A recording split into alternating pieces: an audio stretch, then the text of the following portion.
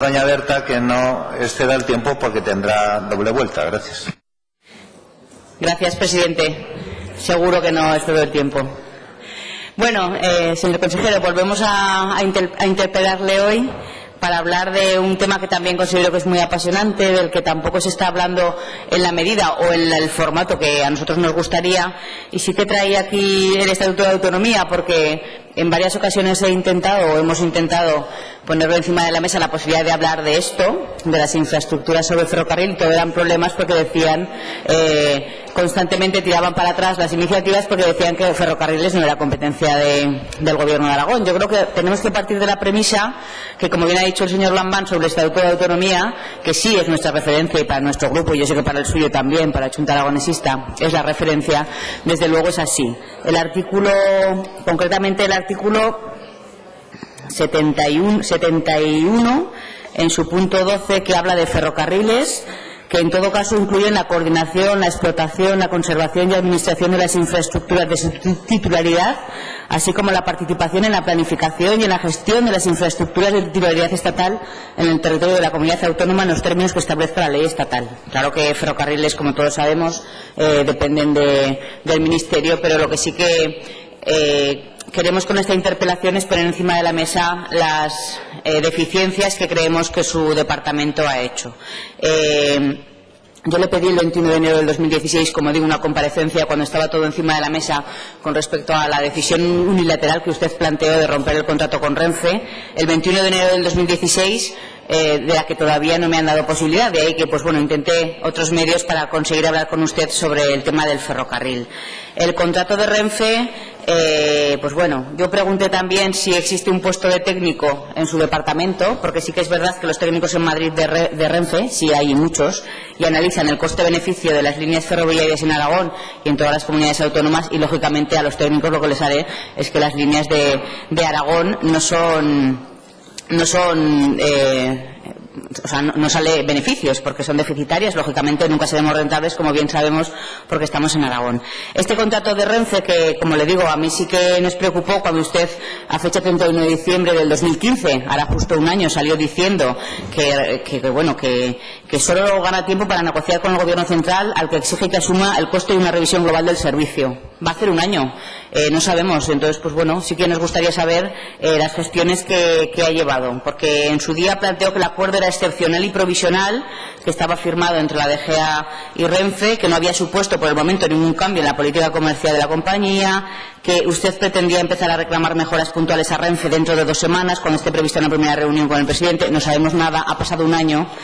Y también no aclaró, aquí ponía cómo piensa convencer al Estado para que asuma el coste integral de los servicios regionales, cuando usted se comprometió que esos 4,5 millones no los iba a pagar el Estado. Luego usted salió pidiendo que continuara prestando todos los servicios, porque no sé si recordarán que hubo un periodo en el que se paralizó la venta de billetes, y dijo el consejero hablará por teléfono con el presidente de la empresa. Bueno, usted ha ido justificando estas situaciones que se alargaban a que no había Gobierno central, a que no había manera de comunicar. Yo creo que el 31 de diciembre, como digo, Renfe planteaba mantener los trenes regionales a la espera de un acuerdo con Aragón. A partir de ahí, en este último año, han sido una serie de consecuencias que, aunque usted valore que no corresponden directamente a lo que es la ruptura o la paralización o el no pagar con Renfe, pero sí que es así. También es verdad que le voy a decir que no es una cuestión de ahora. Usted dirá que viene de muchos años, lo tenemos claro, que son muchos años, pero entenderá también que nosotros, como grupo en la oposición, lo que tenemos que exigirles al Gobierno actual. Cada uno asumirá la responsabilidad que le toque. A partir de ahí, como le digo, se plantearon una serie de iniciativas parlamentarias en estas Cortes por todos los grupos, porque nos encontrábamos con el tema de las residencias de maquinistas. Siguen existiendo muchos problemas con las residencias de maquinistas en la línea Zaragoza-Teruel-Valencia, averías constantes, quiero decir, que se iban agudizando. Yo quiero recordarle una frase que usted dijo en la pasada legislatura, ya sé que es lo que tiene. A ver si la encuentro. No, no la voy a encontrar. Bueno, luego se la digo.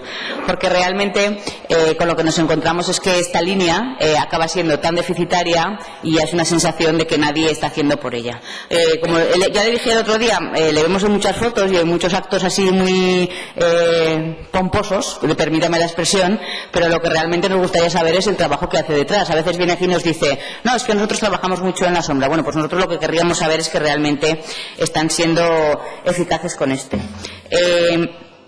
La dejadez y las consecuencias... aquí la tengo. Usted dijo en agosto del 2014.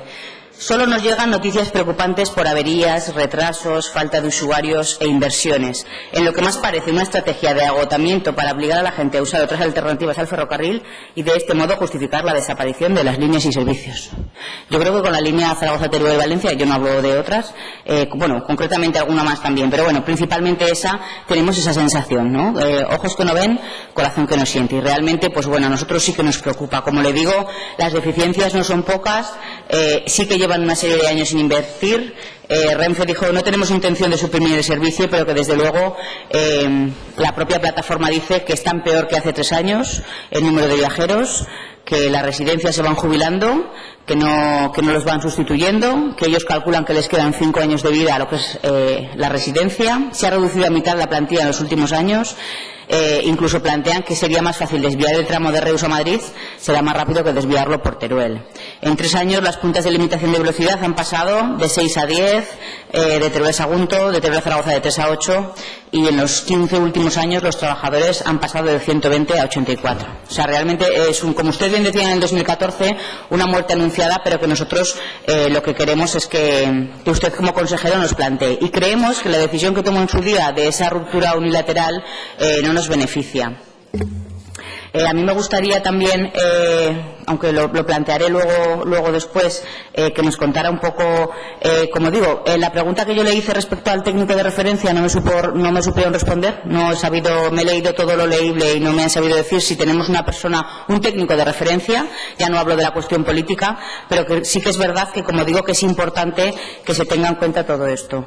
Luego le hablaré y le diré, porque hice una interpelación hace 15 días sobre el tema del transporte interurbano. Yo creo que es un tema muy interesante hablar de ferrocarril y de transporte interurbano. Usted así también lo planteó en la pasada legislatura, y tenemos la sensación que concretamente con el tema del ferrocarril se quitan el muerto de encima y no están haciendo nada para seguir. Luego en la réplica continúo. Nada más y muchas gracias. Muy bien, diputada Zapater. Ha cumplido. Tiene la palabra ahora el consejero de Vertebración, Soro Domingo, al que le sugiero también que no agote el tiempo y sea sintético.